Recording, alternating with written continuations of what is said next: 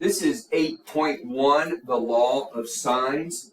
Now, the law of sines, here's what it says, and you should be familiar with it since you've seen it in prior classes. But the law of sines basically says you have a proportion or a ratio equal another ratio. And you're not going to use all three of these, obviously. You're going to just use any two of these and set them equal to each other. Now, when do you use the law of sines? Because a lot of students may get this mixed up. And, so some of the textbooks, websites, they make you, they list the, side angle, side angle, side angle, side. So they mention all that. But the easy way I remember this is when you use it, anytime you use it when you have a pair, like side A and angle A, side B and angle B, side C and angle C. Anytime you have a pair, then that's when you want to use the law of sines. So, and again, this is, we're talking about, we just got done studying the right triangles using SOHCAHTOA and doing all that. So this is in when it's not referring to that. So you have the law of sines. This can be used. And so, you might be able to set this up right here to set that proportion up. Or you might be able to set this proportion up. Or even, this equal to that. So depending on which side you're trying to solve for. Now, I do want to mention this, that notice the sides are up top and then the angles are on the bottom. But it doesn't have to be that way. If you flip the entire thing, so that you could have, sine of A over side A, and then sine of B. So you're basically flipping them all, which is the same thing. So depending on which way you solve it, because it's easier to solve sometimes when you have a proportion like x over 3 equals, let's say, 5 or something like that. It's easier to solve that instead of 3 over x equals 5. So, sometimes you want to make sure the variable is on top. It's a little easier to solve in that case. So let's look at our first problem. So notice here is a triangle, and notice it's an obtuse triangle. I have an angle 102 degrees, and I could easily find angle A as well. So I could, remember a triangle has 180 degrees, so you can just take 180 degrees, then minus 102, and then minus 29, and then you have 49 degrees. So this angle A is 49 degrees. So that's one thing. But notice also I have a pair. Angle B and side B, I have a pair.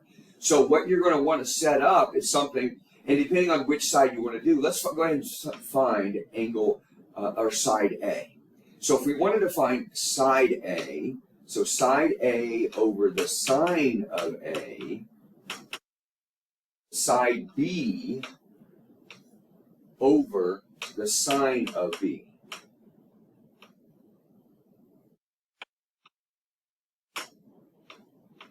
And so notice I set up my proportion, and then all I need to do is to solve for side A. Well, I could get rid of the divide by sine 49, because I'm going to multiply by sine 49. So those cross out, and all I need to do is basically plug this into the calculator.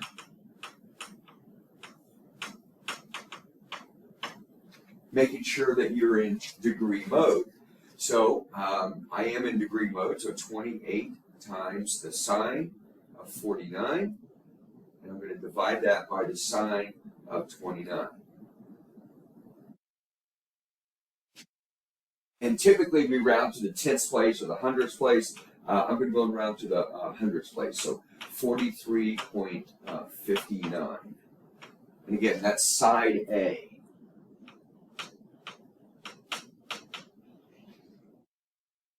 And now I want to find side C. Well, again, set up another proportion, the same thing. So we're going to do side C over sine of C. And then you need to set up another proportion.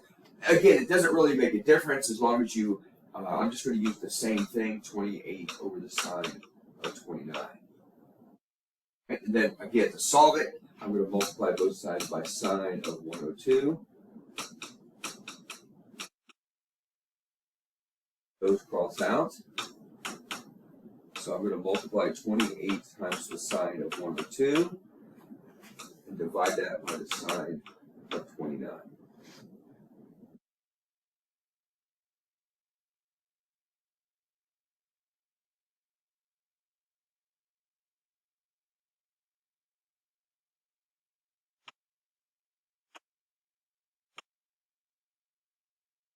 Side C is 56.49. And just a rule of thumb, just to quickly double check. This is the big angle, so I should have the big side.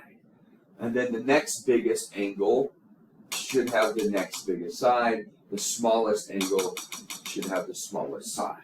So again, a good way to double check.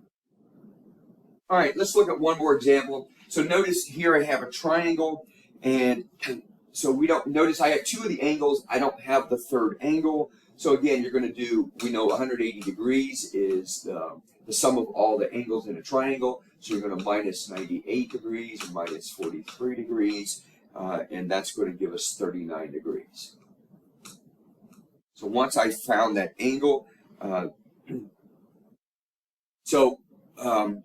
notice this is also, I forgot to label the angles, so we're going to make those.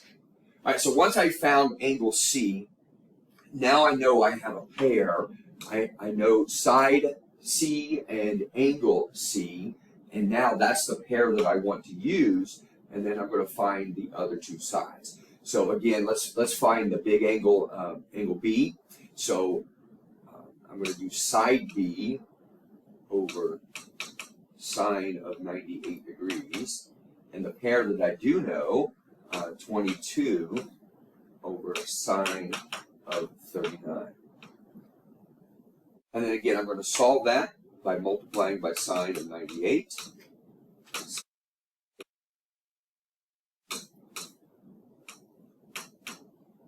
So 22 times the sine of 98 divided by the sine of 39.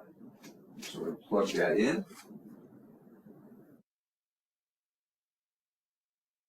And I got 34.62, that's side B. And then I'm going to go ahead and set up the other proportion to find side A.